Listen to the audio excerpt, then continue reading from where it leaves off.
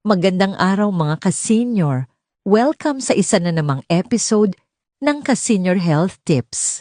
Ngayon pag-uusapan natin ang isa sa mga pinakapamilyar pero madalas hindi napapansin na superfood sa ating paligid, ang kamote. Oo, tama ang narinig ninyo. Hindi lang ugat ng kamote ang may benepisyo, kundi pati dahon at bunga nito.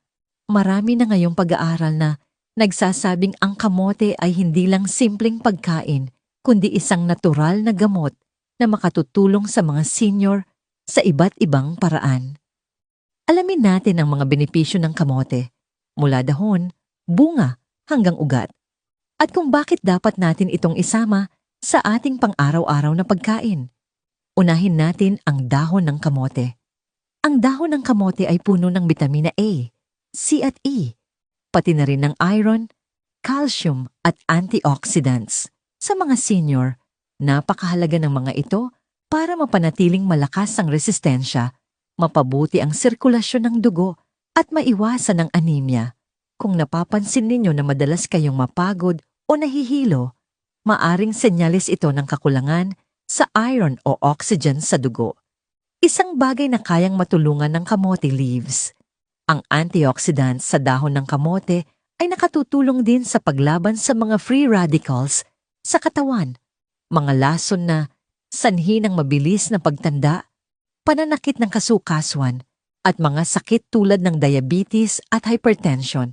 Bukod dito, ang chlorophyll sa dahon ng kamote ay may kakayahang linisin ang dugo at atay, kaya magandang pang-detox ito. Para sa mga senior na umiinom ng maintenance medicines, pwede itong kainin bilang ginisang gulay, ilaga na parang kangkong, o gawing tsaa. Maraming seniors ang nagsasabing kapag regular nilang kinakain ang dahon ng kamote, mas maganda ang kanilang pagdumi, mas maaliwalas ang pakiramdam ng tiyan, at mas magaan ang katawan. Ngayon naman ay pag-usapan natin ang bunga o ugat ng kamote.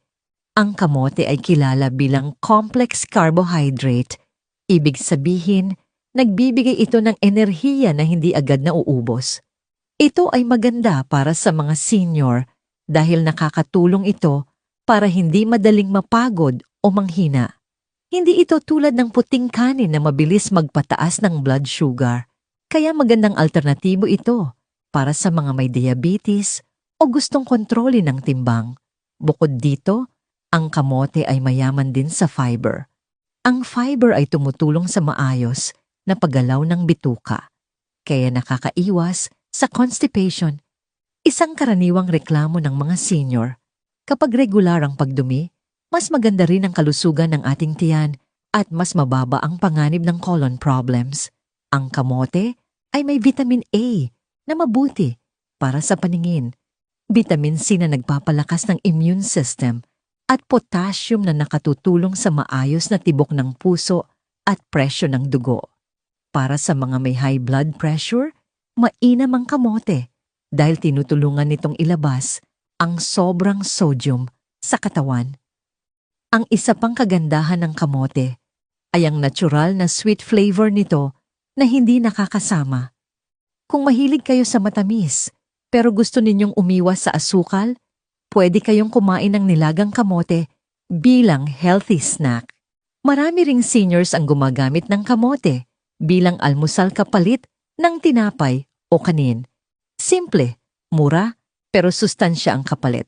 May ilang pag-aaral din na nagsasabing ang kamote, lalo na ang purple o violet variety, ay may compounds na maaring makatulong sa pagpapababa ng kolesterol at pag-iwas sa cancer cells. Ito ay dahil sa anthocyanins, ang natural pigment na nagbibigay ng kulay sa kamote at may malakas na antioxidant power.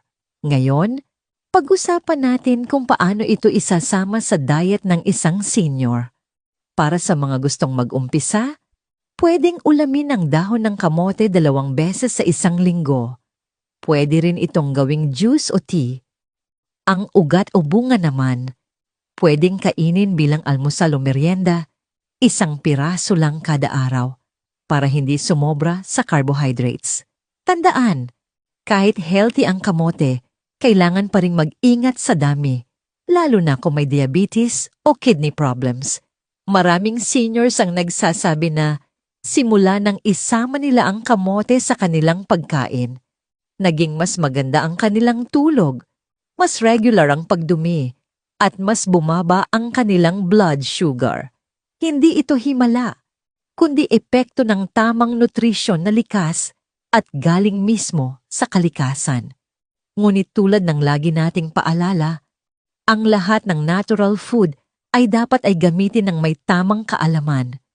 May ilang tao na nagkakaroon ng kabag o bloating kapag sobra ang kinakaing kamote, kaya mas mabuti na kainin ito ng may moderation at laging uminom ng sapat na tubig.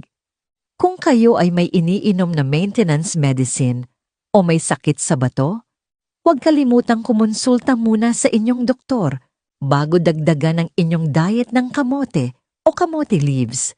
Ang bawat katawan ay iba-iba at ang mahalaga ay ang tamang balanse. Paalala mga ka-senior, ang mga impormasyong ibinahagi sa video na ito ay para sa pangkalahatang kaalaman lamang. Hindi ito kapalit ng medikal na payo mula sa inyong doktor.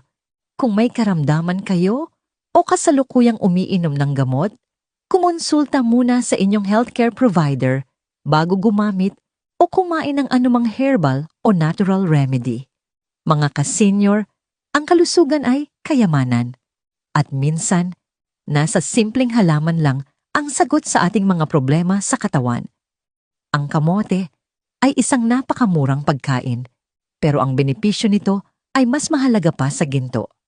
Kung nagustuhan ninyo ang video na ito, huwag kalimutang mag-like, subscribe, at share sa inyong pamilya at mga kaibigan para sabay-sabay tayong maging mas malusog at mas masigla araw-araw.